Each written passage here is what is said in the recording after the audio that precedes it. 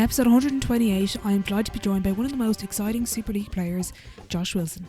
A quick note, this episode was recorded over the summer while Josh was still in LA, but we discuss his basketball journey from high school to junior college to NAIA in Idaho before spending a year in Germany and joining Eanna basketball club. We also discuss the lessons he's learned from his career, the standard of the Superleague, the new American rule, and so much more. I hope you enjoy.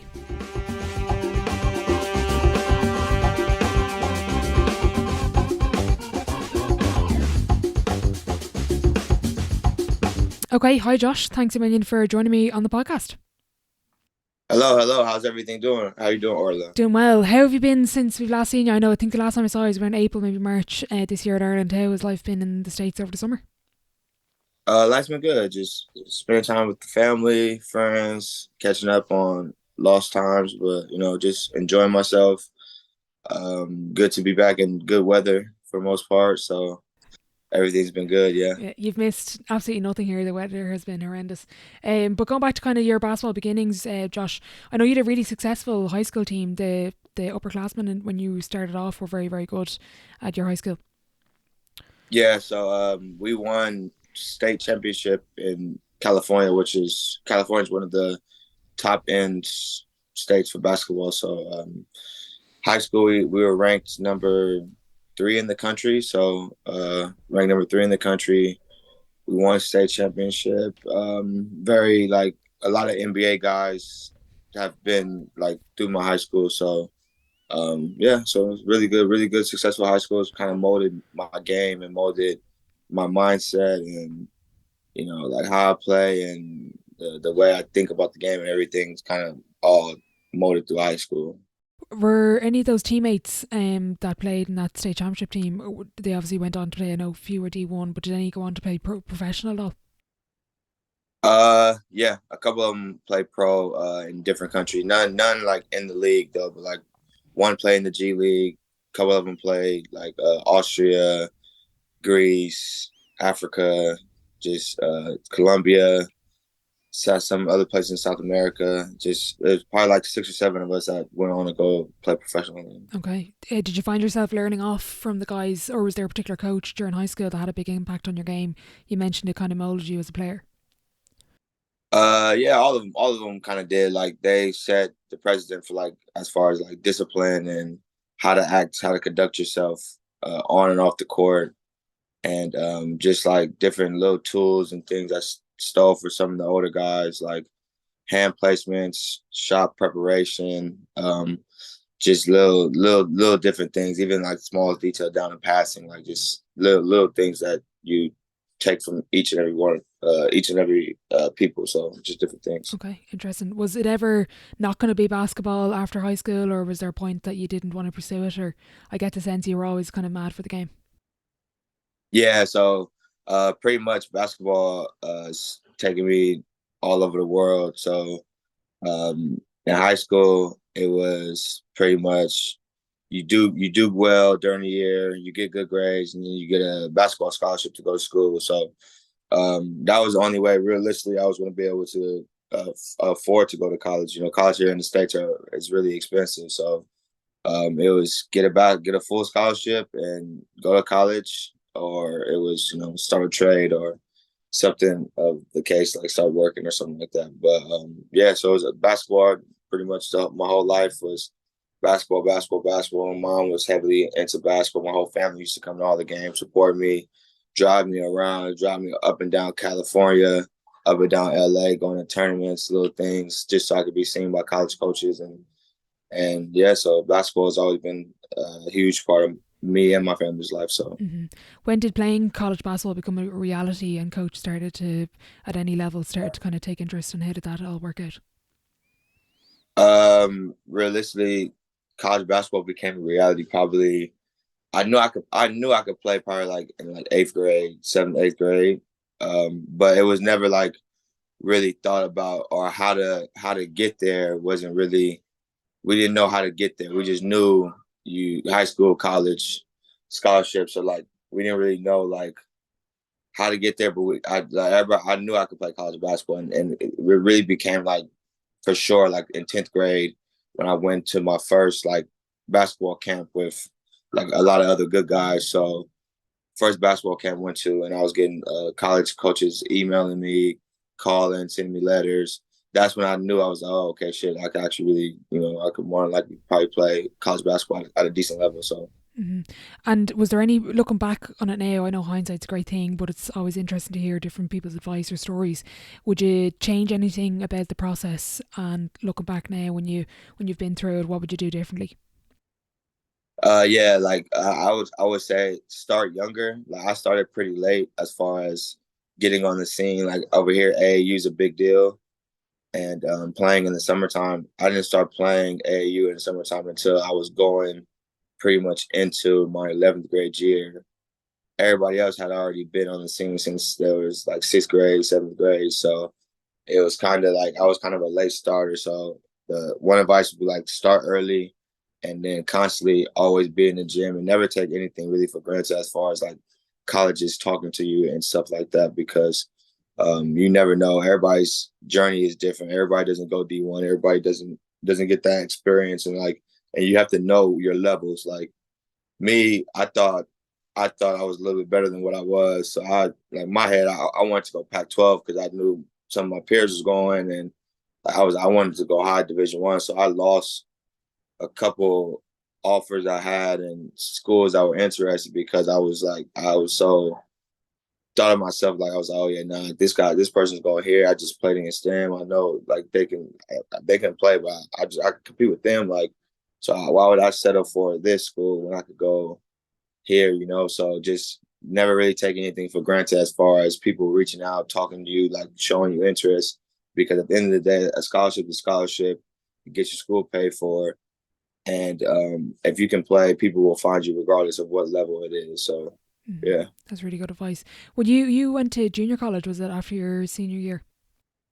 Yeah, so I had a couple Division 1 scholarships going out of high school, and I pretty much told them like I'm trying to get something bigger.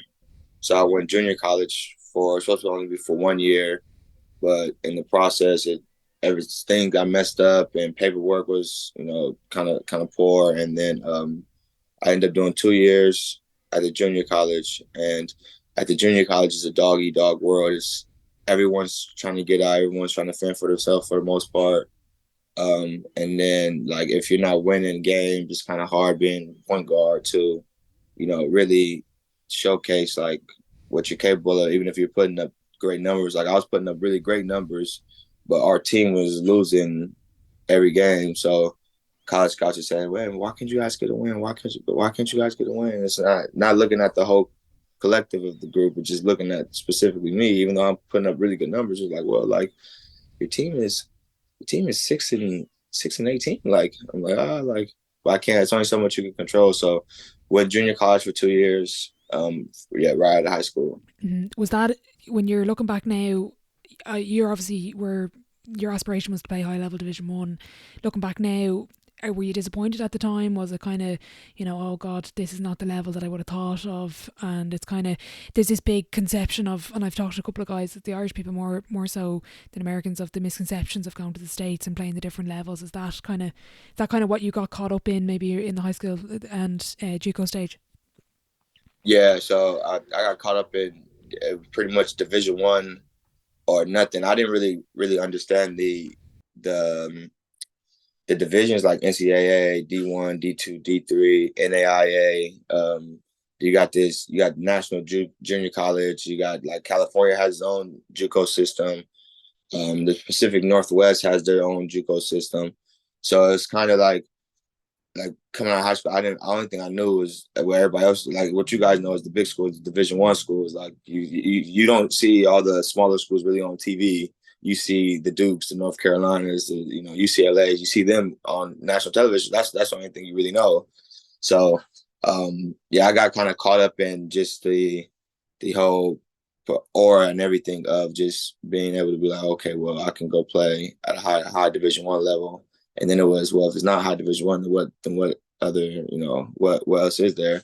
But pretty much all the levels are really good levels. So you have guys who are either right there, like really close, like to getting there, or Division 1 or nothing. Like that's all I knew. I didn't really understand the concept of Division 2s and Division 3s and how they worked. And I didn't have no idea what NAIA was until I went junior college, and then they're like, telling me there's different levels, and just looking like, okay. But I was telling all the, when I went JUCO, I was telling all the D2 schools and NAIA schools, I was just telling them, like, there's no point for you guys to recruit me because I'm not going to your school. Like, I'm going to Division 1. Like, so I was kind of actually shooting myself in the foot, turning down, really good schools, really good D2s and NAIA schools to wait for that perfect Division 1 offer. When the perfect Division 1 offer wasn't ever coming. Like, it was like on the fence. Everything's on the fence.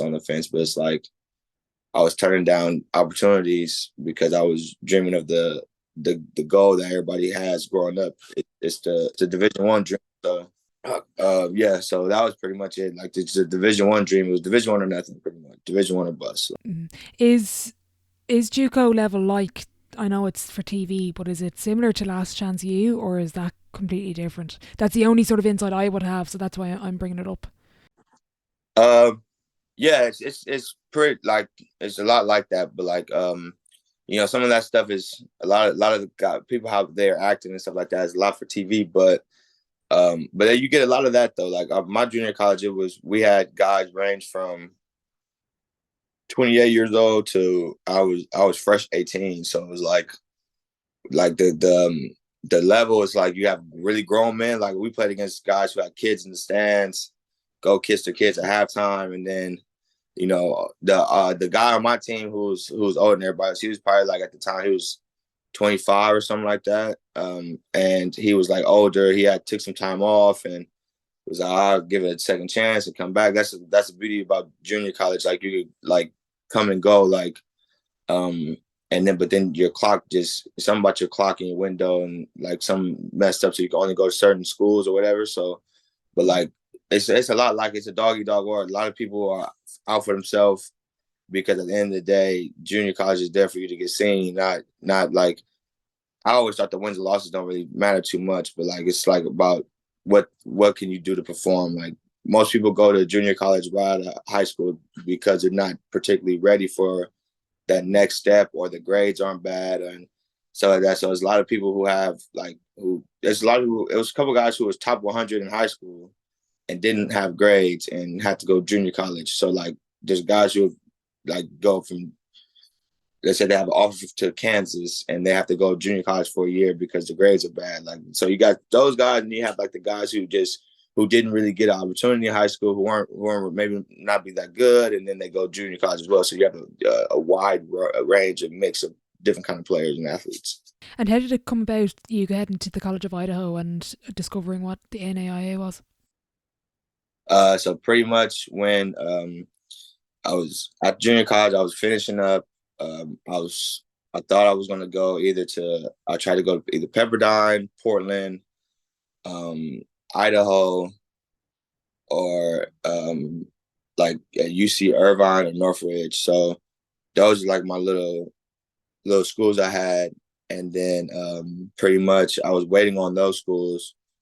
So my guy Scott Garson, Coach Garson, he used to coach at UCLA, and he had just accepted a job at College of Idaho. And when he got the job, he called me, was like, he sold me on the fact that he's from LA, he knows the area. Then he's like, this is the journey we could take together to Idaho, because I've never even thought about even ever going to Idaho. So I took a visit there. Everything just felt like right. Like, everything just felt perfect. Like, and yeah, so it was an easy decision to be made. Like, so I was like, oh yeah, might as well, it's free education, free schooling. Like, school's small.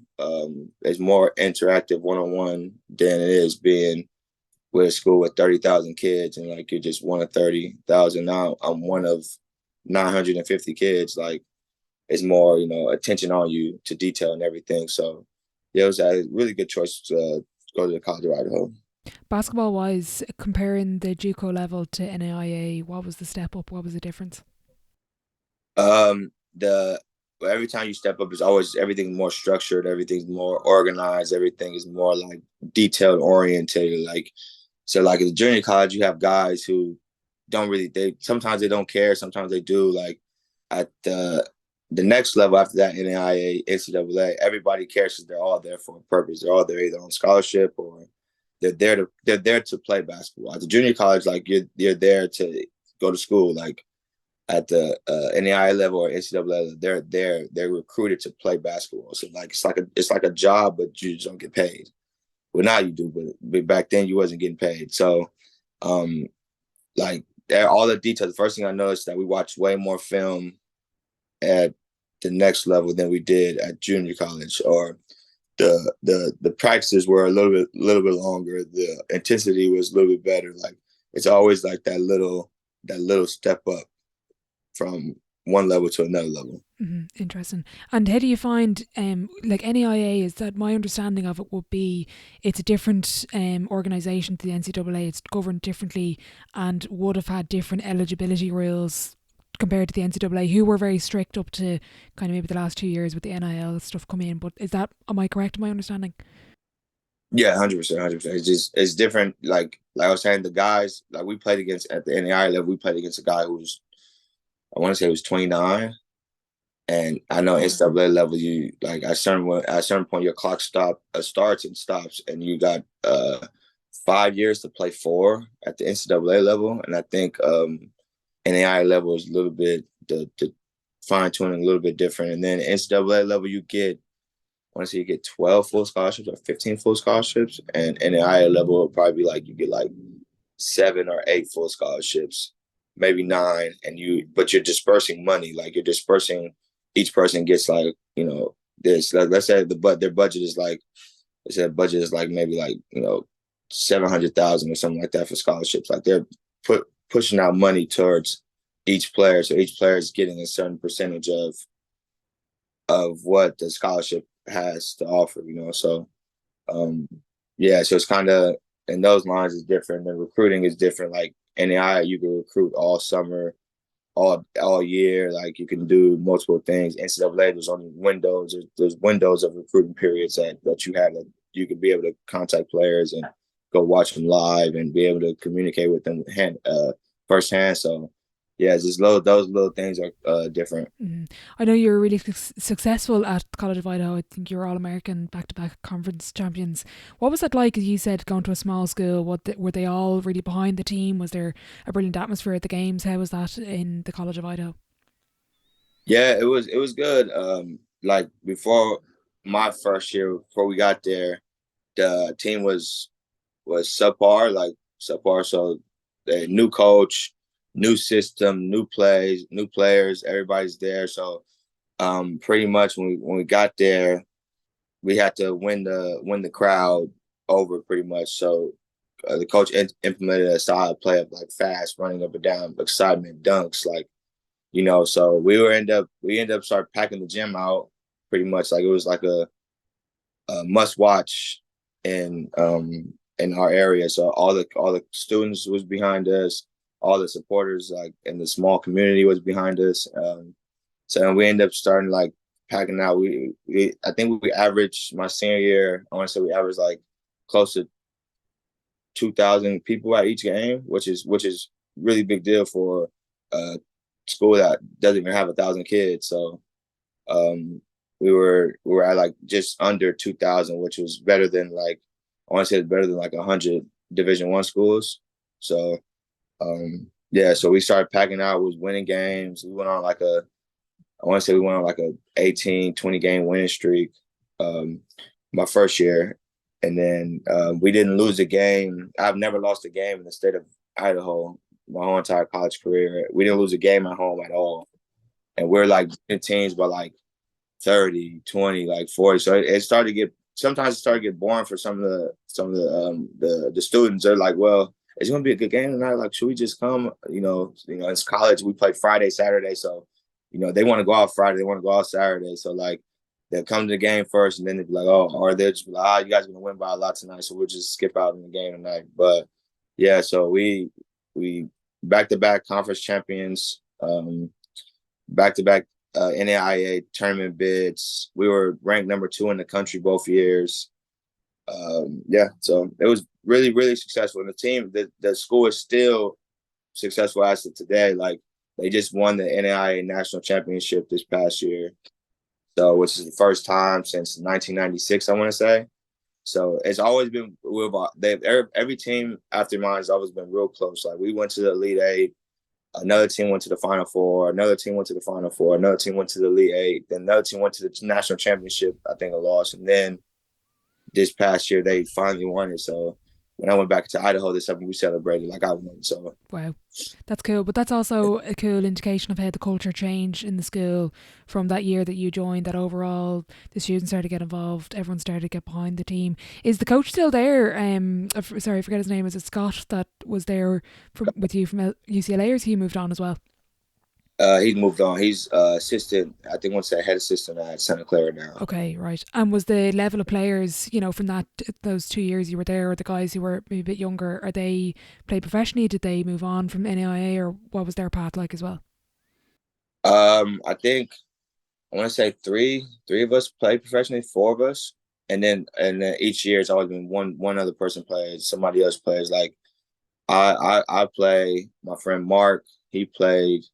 My friend Demetrius, he played. Um, my friend Shuby, he plays right now. My friend Aziz plays. It's always like one or two each year that go play, that go on and play, and go on and play. So my friend Sydney played. So it's like our team had maybe four guys go on and play professionally, and then like each team after that has had like a guy, one or two, one or two, one or two. So yeah, it's pretty good for an NAIA level Hmm. for sure. Yeah. Was there practice wise and schedule wise for you? Was it 2 a days, one practice a day, and a lift, or how did it work? Pretty much you're setting your own schedule pretty much. At the preseason, you're doing 2 days, you're doing like lifts or running, and then in the gym like running, shooting, playing or whatever the case may be. And then during the year, it's pretty much like you pick your time you want to go in there and shoot, and then you have team practice afterwards. So I was always a before class type guy, so I would always try to either get in early in the morning, like around like 7, if I had class at 9, like 7:30.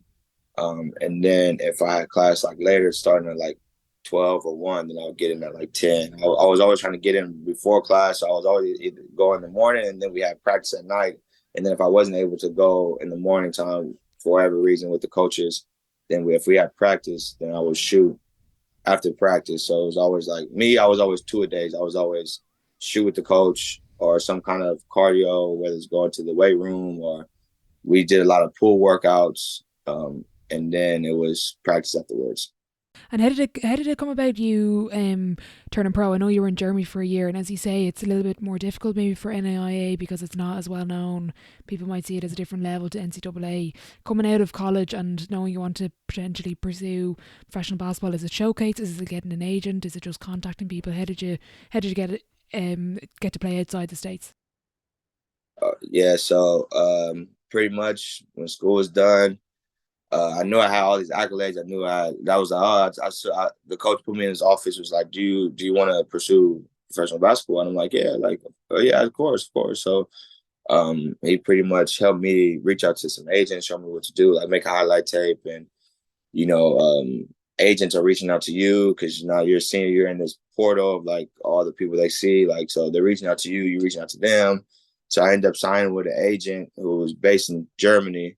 So I ended up going to the showcase that they had in Vegas, played well. Thought I was going to get a little bit higher in Germany, but it just didn't. It just didn't work out. And then most people are like, well, NAIA, Europe doesn't really know too much about NAIA. So like NAIA, do we take the NAIA guy with who has a really good resume, or do we take the NCAA guy who we know the name of the school, like we know the school, like NCAA, so we played against the best college players, you know. So it was always that hindrance, but went on to play Germany the first year. Was cool, was good. Was supposed to go back, but they couldn't find the money to pay me to bring me back the following year. What So level I in took. Germany was that, Josh? Sorry. I want to say it was regionale, so I want to say it's fourth division or fifth division, something like that. Like it was low division though. And how did you find going from the States to a new country? I presume you weren't ever in Germany before. You know, I've been to Germany. It's a lovely place, but I'd say culture shock wise, that was probably pretty big. Yeah, 100%. It was kind of like, yeah, it was spur of the moment too. So it was like, yeah, we agent called, got you a job. You're gonna be leaving in a couple of days. So I'm like, okay, 3-4 days. I'm sitting there thinking, okay. So you gotta up and pack, get everything ready. I didn't even Google the place, what it looked like, or anything like that. I just said, oh, okay, I'm just happy my dream is finally, coming to reality. So I'm sitting there looking. I'm like, oh yeah, okay. Then when I traveling to Europe, I didn't realize. I mean, obviously the flights are real long, so the first the flight, then I had a layover, I want to say in Denmark, Netherlands, and I'm walking around and I'm asking people like, I'm trying to ask people questions. They're looking at me like, oh, I'm not talking to this American guy. I'm not going on my way to speak some English to him. Like, so then I get to Germany. It's raining all year. I'm sitting there looking. They're like, oh, like this is where you go. This is where you go. They're showing me different places. So I pretty much had the same routine in Germany every day. It was like wake up, go to the gym, work out, come back home, go to the same food place every day because the guy, I didn't have to really speak to him. He just knew like what I wanted, what I wanted to order, so it was okay. Like the hardest part is the language barrier. It's like some places, some people aren't as fluent, so it's kind of like why would they're like, well, if you don't understand me, I don't understand you. There's no point to really speak. So that was the hardest part was the language barrier, and then me coming from LA, going to Germany, and it was like the weather was like Seattle. It was like Ireland. It just rained. It was rain, but it wasn't as windy. But it just rained all the time. I was just sitting there like, damn, like I can't get away from this. Like, I'm on the bike, pedaling to the gym, and big. I only brought one coat. I had no research. I only brought one jacket, and I brought like a couple pair of sweats. But everything else was shorts and shirts. And I'm sitting there looking like, well, like what the everybody. Like, I didn't realize everybody in Europe for the most part, like when they go to coffee, they're putting on jeans, like they're putting on shirts. They look the part. They look presentable. Me, I'm getting up. I got shorts on, flip flops, and a t-shirt. And I'm walking down the street. They're looking at me like, oh, like, is this man homeless? Like, you okay? Like, do you need some food? Like, are you okay? So that was kind of like the big culture shock right there, was just seeing the different like living styles, like from Europe to the States. So yeah, but it was cool. Did you enjoy basketball wise? Did you enjoy the league in Germany? I know that it was up to the team, and it was the team's issue that they didn't bring you back. But did you enjoy being over there? Yeah, I enjoyed it, but it was kind of like it wasn't really like we practiced maybe we practiced. It was supposed to be 3 or 4 times a week, but two of the time, 2 of the week practice, we only get two players there. Like the games, you don't know. Like it was, I'd seen people smoking cigarettes before the game. Just it was like, so that level I was at wasn't really professional level, like where they're everybody's just on the same agenda. Like most of those people were going to like go to work and then going coming to practice, like, and then playing. So it was like for me, and I was only American. I was the only person. I was there myself all day, like just by myself. So it was kind of different, but it was cool. Like it got my foot in the door. Like it was. And I was thankful for the experience because it helped me see another country other than Ireland right now. So it was good. Yeah, it was solid. Mm-hmm. And then was it straight away you came to Ireland after that year? No, I took a year off. Did some coaching back in Idaho for a year. And then my cousin Royce came and played for Colester. Royce Williams. Um, Royce Williams, yeah. So when he played Collector, he called me after his first year. Called me, was like, "Oh, do you still want to play basketball?" I'm like, "Yeah." So okay, I could get you a contract in Ireland if you want to go. And he's like telling me about it, and I'm like, "Okay, for sure." Like, so yeah, just email these people. I'm gonna tell them you're gonna email, and then after that you take care of the rest. For sure. So yeah, then Royce hooked me up with Ireland Okay. shortly after. So And how did you find it? Apart from the weather being as bad as Germany, how did you find Ireland as your first year here? It was nice. I enjoyed it. The weirdest thing for me was fresh off the plane. When I got off the plane, went through everything, and then when we're getting to the cars, and I'm walking to what I think is the passenger seat because you guys drive on the other side.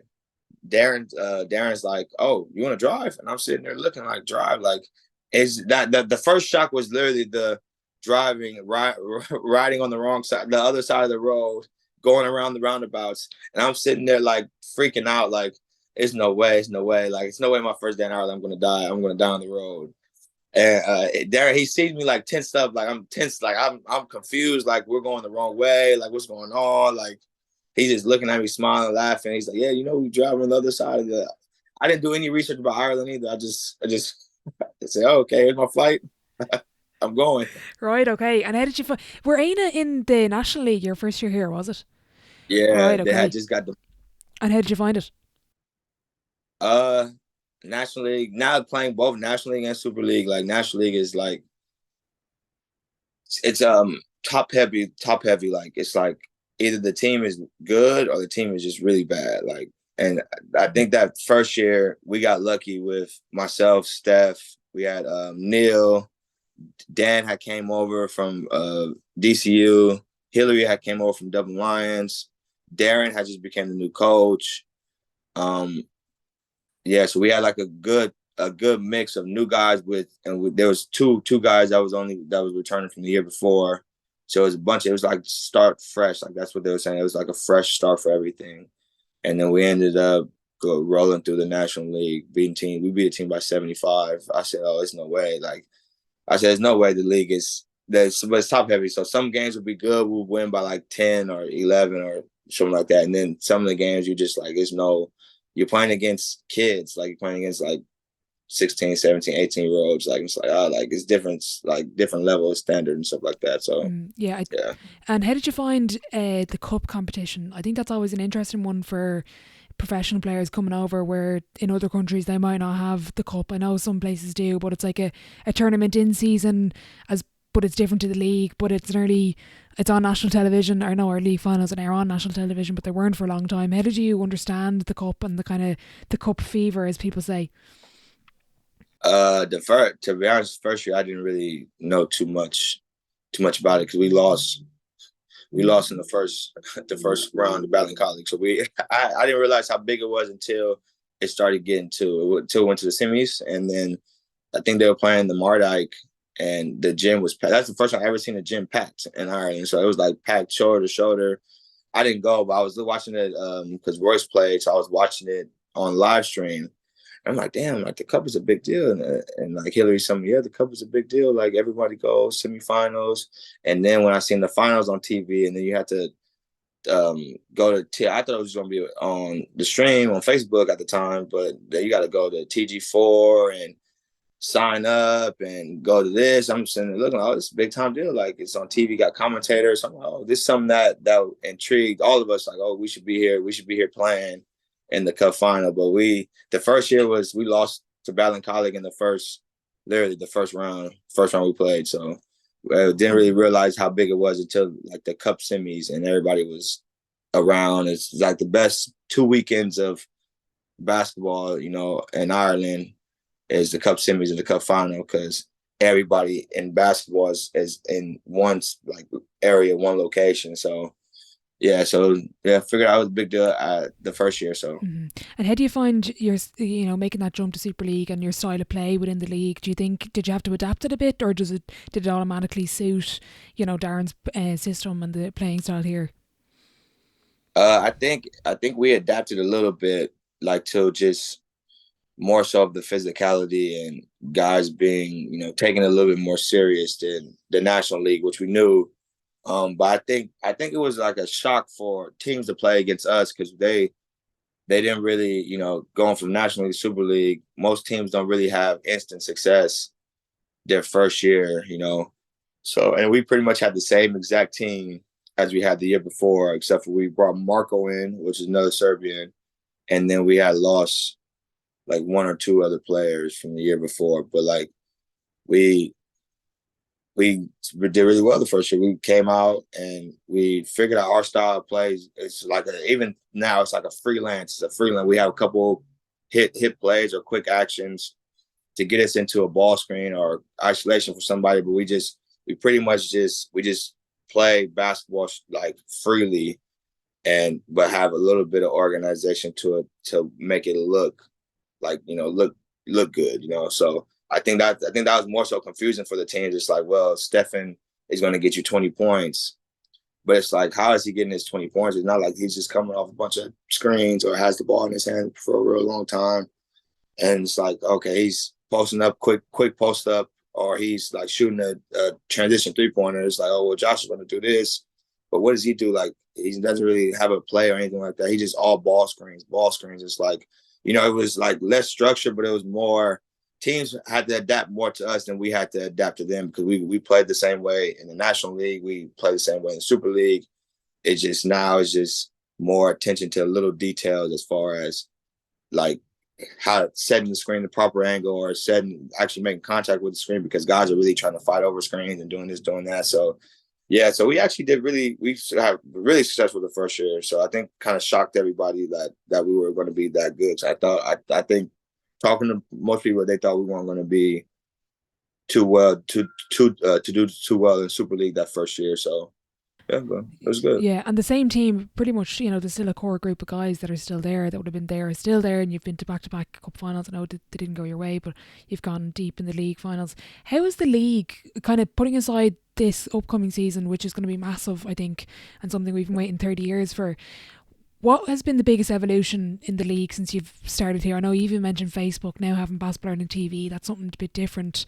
Is there any other particular evolution, or is the standard improved, or has it got worse? What's your thoughts on the league? I think the standard has gotten a lot better. I think what it was is each team started bringing in more pros. So like, I know the first year looking at teams in Super League and National League, most teams either have either two Americans and nobody else, or like two Americans and like one, like, Spanish or Lithuanian or something like that. But I think teams are investing more money into their clubs, and so they could bring in the better players to come in, and then I think the Irish guys have gotten better as far as the first year I was there to now. So I think having the Irish guys stepping up every year, getting better and better, it's just making the league just grow more massively. Like, each team's going to have, I think each team, if you pick your pros right, each team's going to have two or three good pros. But the two or three good pros is not going to win you everything. It's going to be the other guys, the natural homegrown Irish guys, who's going to get you over the hump when it all comes down to it, So, and that's the sustainability of the club, is the Irish guys. It's not really everybody can bring in a pro for the most part. So it's like, you get lucky with the pro, but if you have a good group of core Irish guys, then that will get you to over the hump, over to the next level. So I think the league has gotten a lot better. I'm really excited for this year with the two Americans on the court, and if people bring in other pros and stuff like that. So it'll be good, for the kids to see, and it's been a long time coming. So absolutely, it's been something that people have been advocating for a long time.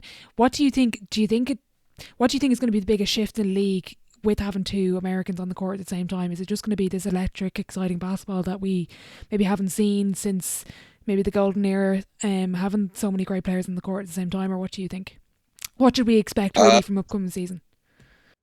I think I think the biggest thing would be, like, it entices better Americans to come to the country now, because now they don't have to chop minutes with somebody else, and then it puts everybody on an even playing field as far as the Americans, the other pros, like other Europeans, and then the Irish guys. So now everybody could sub in for each other at any given moment.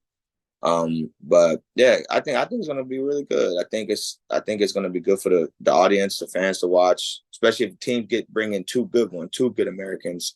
Because for the longest, I used to tell Steph, I'm like, there's no difference between me and you. Why do I have to split time with somebody and you don't? Like, the other Europeans could play all day long, So It was kind of different, but I enjoy, like, it's going to be a good year. I'm looking forward to seeing what other teams are bringing in as far as their two guys and stuff like that. So I think it'll be good for the audience and basketball in Ireland and just in general. What's been, I know you're doing a bit of coaching in schools and Eanna and stuff like that, but what are the strengths of the Irish basketball system now? There's a lot of kids going away, or we've a couple of professionals, but what also could we improve within the coaching and the leagues in Ireland for kids being developed? Pretty much it's I tell everybody it's the time, like it's the time and the resources.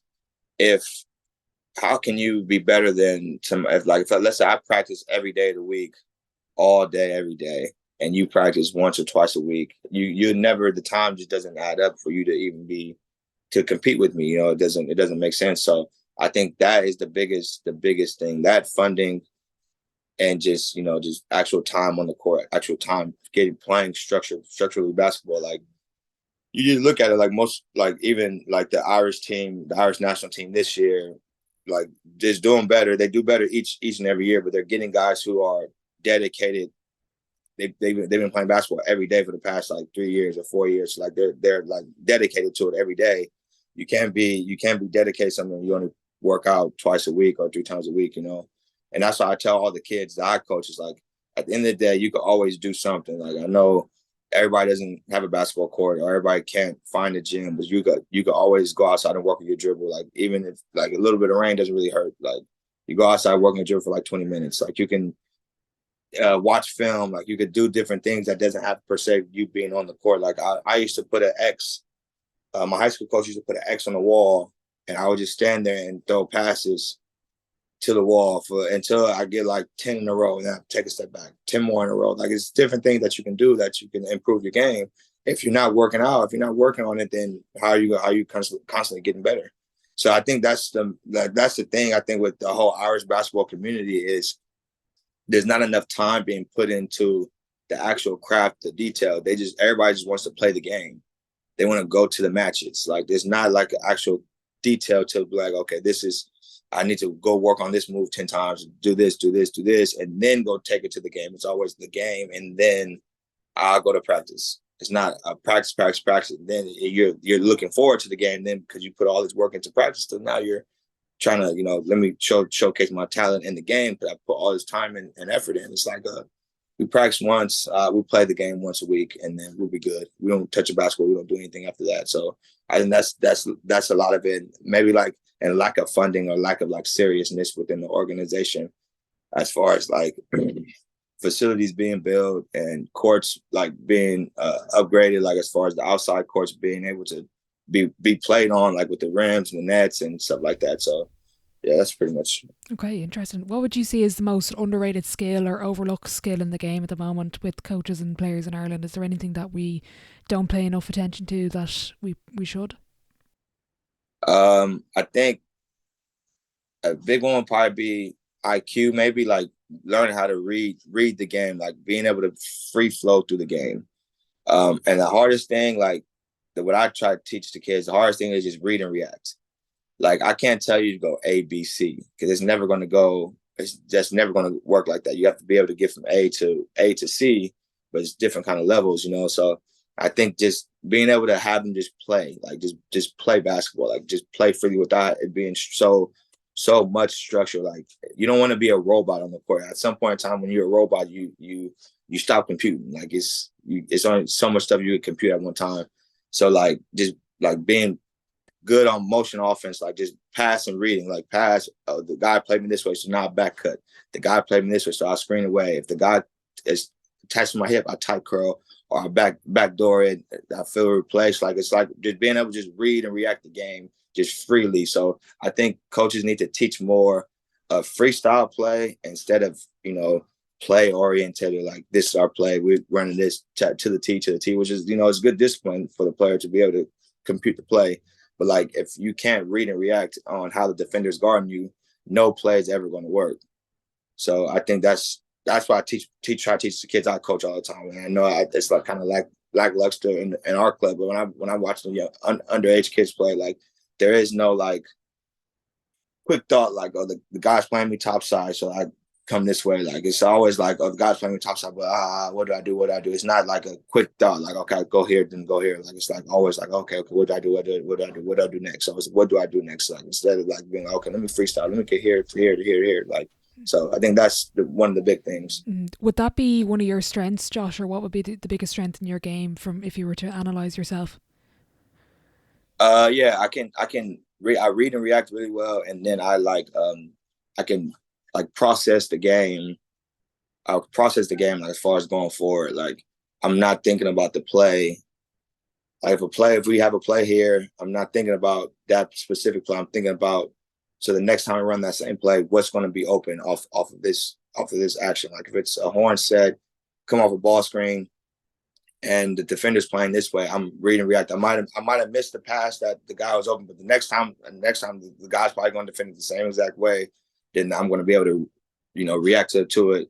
So I think that's part of the big part is the read and react and the IQ level, positioning and looking at players' feet and how to attack and when to attack and knowing who's gotten the shot so far, who hasn't touched the ball, whose emotion do I have to pick up, like who's like, I think that's the big part. And then me being a bigger guard helps me as well. So I can post up little guards. I can go by bigger guards who are slower than I am.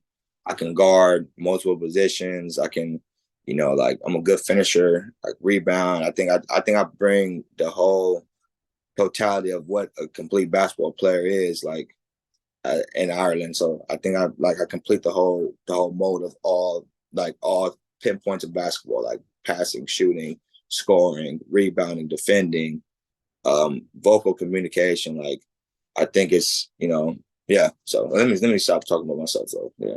What was the most memorable game? You've been in Ireland a few years now. Is there any particular performance or team performance or just game in general that stands out to you? There's a few great pictures, I think, of your cup win last year versus Tralee in Eanna. Yeah. Is that one of the big standouts, or is there another one that you have? Yeah, that's one of the big ones is the Tralee this past year, Tralee versus Eanna in the first round of the cup, because we've played Tralee each year. We've been in Superleague in the cup.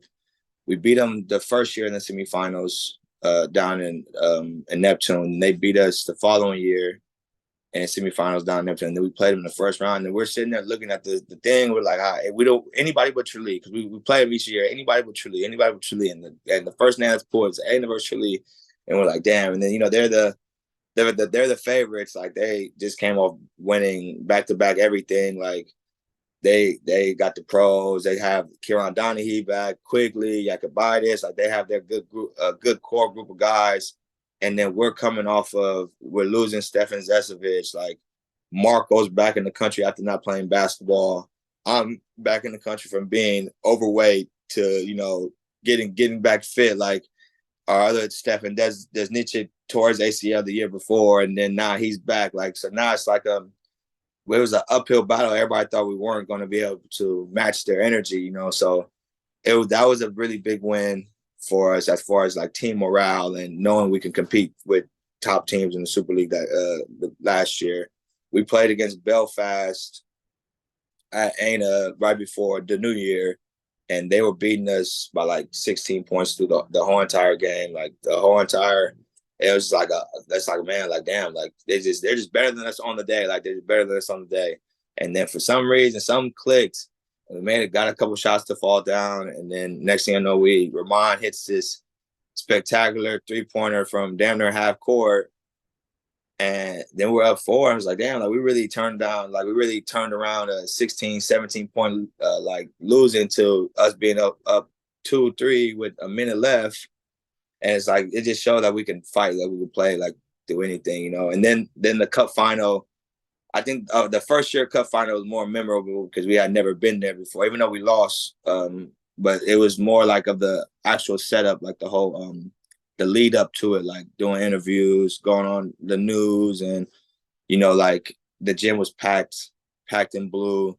They're going through the tunnel, like seeing all the people, meeting the president, the chairperson of Basketball Ireland, and like it was just like even though we lost, but it was like just a good atmosphere, good experience, like for everybody in the club actually. Like all the kids, all the parents, all the adults, all the other players, like everybody really looked forward. Like that stands out the most for anybody, I think, as far as what Eanna has became and where they're at was that moment in the cup final was like, oh shit, like we can actually we could be really good like for years to come, not just now, we can be really good for years to come. So Mm-hmm.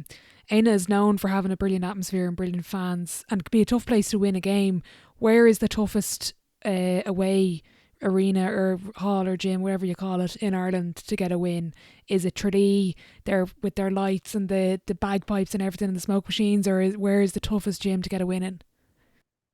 I'm trying to think. That's actually a good question. I like the big arenas, like the big gyms, like people making a lot of noise. So I think for me personally, the like when you go to gyms and nobody's there, it's like that's the one that you have to pick yourself up. Like you gotta, like when we played Moy Cullen a couple years ago, there was nobody really there. So it's like kind of like a you got to pick yourself up. You got to create your own energy. Like you're not like getting energy from the crowd, even if it's a away crowd booing you. Like you're still getting energy from off the crowd, you know. So like I think it's more so for me, it's the smaller gyms that don't really have the crowd support that other teams do. So yeah. I know you lined out for Ballybowden playing a bit of Gaelic football. I think it was the year before last. Is there anything else you love about Ireland? Is there any particular foods like a spice bag or pints of Guinness? Is there anything in particular you love about Ireland apart from the basketball?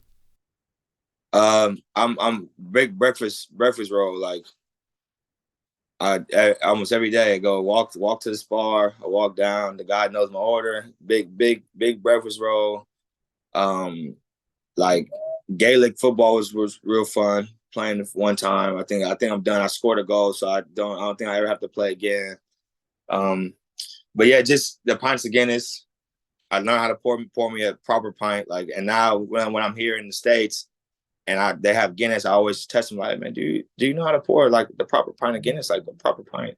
Yeah, of course, of course. So I'm like, oh, let me see, pour. Can I buy one? Pour me one. And it's always wrong. It's always done wrong. And Guinness is flat. It's not good. Like, but just the whole atmosphere of Ireland, like as far as like how it rains every day, people walk around with smiles on their face. Like even in the shitty weather, it's like everybody's smiling, happy. Like everybody's good crack, good fun. Like everybody wants to, have a good time. So like I enjoy Ireland a lot. So That's good. What would you define as a successful career, whether in Ireland or professionally when you finish playing? Is there anything in particular you want to achieve, or what would you like to, when you eventually hang up the boots, what would you like to have accomplished?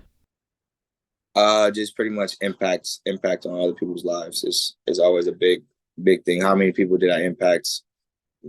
How many people like from five, like let's say 10 years from now are going to still be like, oh, remember that guy, remember that American Josh Wilson, blah blah. Like that's like everlasting. Like no matter what, the money, the wins, losses, the achievements, the cup medals and stuff like that. Like it's the impact you know in the community, as far as the Eanna community or any place I go, them smiling when they see me, them happy I'm back, and being able to be talked about 10 years from now is always my goal. Okay, very good. I'm going to fly through the sideline seven. You've been so generous with your time.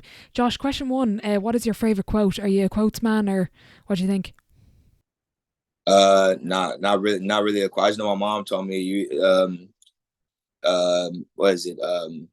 It's not really a quote. She just was like, yeah, yeah, it's not, yeah, no, not really a quote. I got a couple quotes, but like they're all from my mom. Like all like little silly quotes, like little silly quotes, yeah. Okay, we'll leave that one. Question two, what's the best sporting event you've been to? And you can pick one as a fan and one as a player.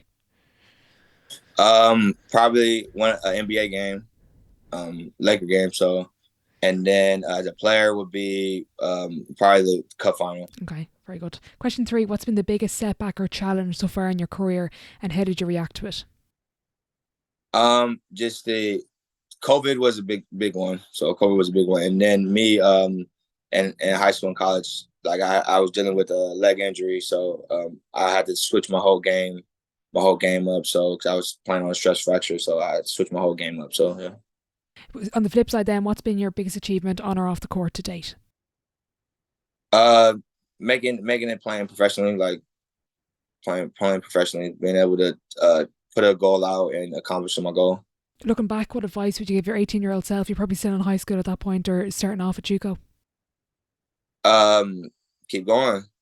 Don't take anything for granted. Keep being you and keep going. Question 6, who would be your dream dinner guest and why? And you can open up the table to a few people if you want.